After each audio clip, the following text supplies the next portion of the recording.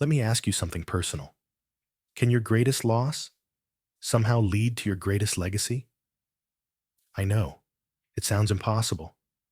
Loss usually feels like the end of love, the end of purpose, sometimes even the end of hope. But what if it's just the beginning?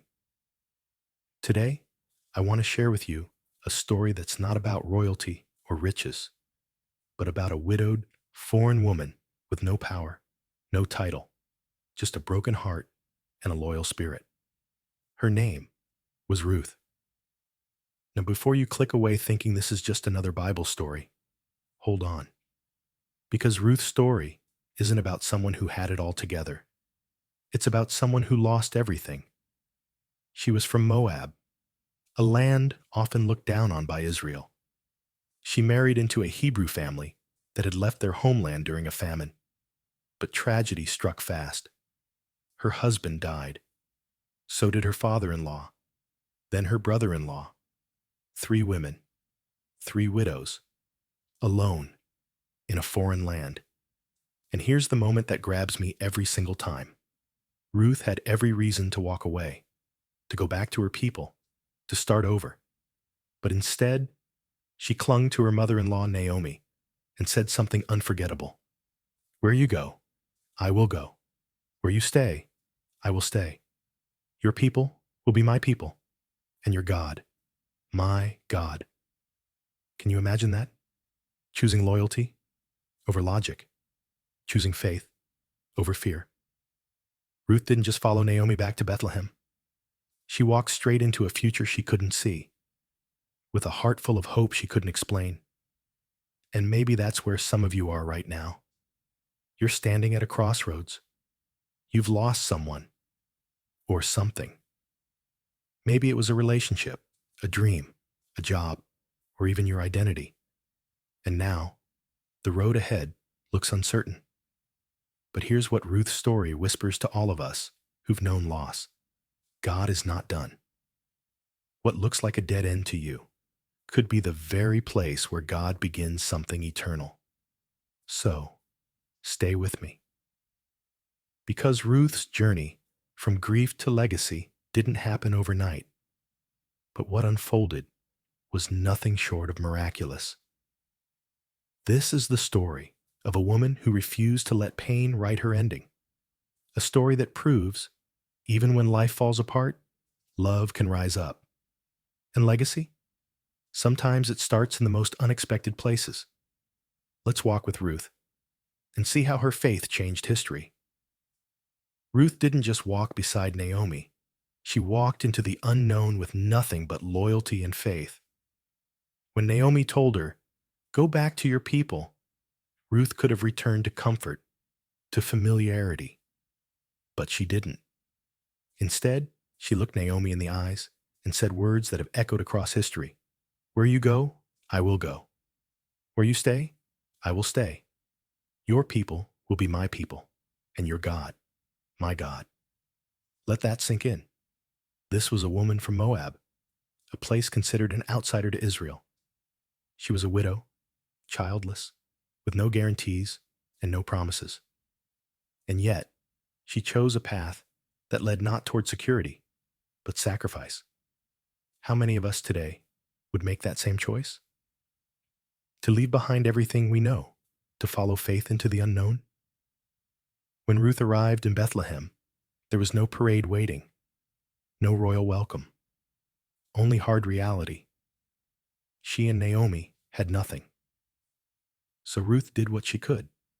She picked up leftover grain behind the harvesters. It was sweaty, dirty, exhausting work. But she wasn't too proud for it. Why? Because loyalty works even when no one is watching. Faith doesn't quit when no one's cheering. And that's where Boaz comes in. Boaz, a wealthy and respected landowner, noticed her. But not just her beauty. He noticed her integrity. He heard of her kindness to Naomi. He saw how she worked, day after day, under the sun, without complaint. You see, character speaks louder than credentials. Ruth didn't have status, but she had heart. And in a world that often values titles over truth, Boaz saw what mattered. He made sure she was protected in his field, gave her extra grain, showed kindness, and Naomi, wise and hopeful, saw the door opening. She instructed Ruth not just to wait passively, but to approach Boaz with wisdom and honor according to the customs of the time. And Ruth did. She laid at his feet, an act not of seduction, but of humility and proposal. She was saying, "You are my family's redeemer. Will you step in and redeem our story?" Boaz, moved and respectful, said yes, but not without doing things right. He ensured all legal matters were handled, that no one could question Ruth's honor or his integrity. And from that moment, the story changed. Boaz married Ruth. A woman who once picked up scraps in a field became the honored mother of Obed, who became the father of Jesse, who became the father of David, Israel's greatest king. And generations later, from her line came Jesus Christ. Let that sink in again. A foreign widow, a forgotten outsider, became the great-grandmother of a king and part of the lineage of the Savior. Do you see it now? Ruth's story reminds us, legacy doesn't come from a perfect past. It's born through faithful steps in the present, through grief, through grit, through choosing kindness over bitterness, loyalty over fear. So what about you? Are you walking through a season of loss, feeling unseen, wondering if the pain has a point? Then hear this. Your story isn't over. Even when hope feels small, when the harvest looks thin, God may be setting up a legacy far greater than you can see. Stay faithful, love deeply, walk humbly, because just like Ruth, your greatest loss could be the very soil where God grows your greatest legacy. So what became of Ruth? She wasn't just rescued from poverty. She was woven into the very bloodline of royalty. Ruth, the Moabite widow, the outsider, the one gathering leftover grain, became the great-grandmother of King David. And generations after that, her name appears again in the genealogy of Jesus Christ himself. Think about that. From the edge of society to the center of redemption's story. That's not just poetic. That's divine purpose. Her life proves something profound. Faithfulness in the small can open the door to the miraculous. Ruth didn't set out to become legendary. She simply chose loyalty, compassion, and quiet courage in a world that expected her to shrink back in silence. And look what God did. So if you've ever felt invisible, unwanted, too far gone, or too small to matter, hear this. Your past doesn't disqualify you. It might just position you. You don't need to be born in the right place, have the perfect resume, or carry a famous name.